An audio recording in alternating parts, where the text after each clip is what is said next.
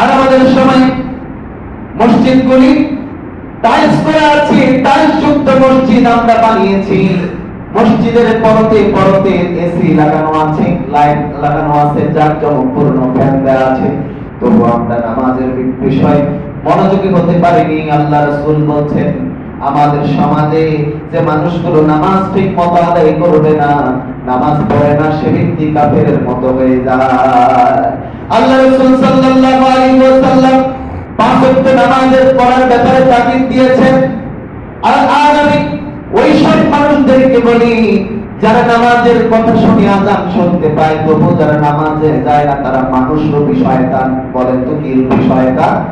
কারণ কি? আপনি বলবেন, হুজুর এত বড় কথা বললেন, মানুষরূপী শয়তান কেমনে হয়? যে ব্যক্তি নামাজ পড়বে না, আল্লাহকে সিজদা দিবে না, আল্লাহ পাক রব্বুল আলামিন ইবলিসকে জান্নাত থেকে বের করে দিয়েছেন শুধুমাত্র একটা সিজদা না দেওয়ার কারণে। বলেন তো, সিজদা না দেওয়ার কারণে ইবলিস কিন্তু বের হয়েছে কি হয় না?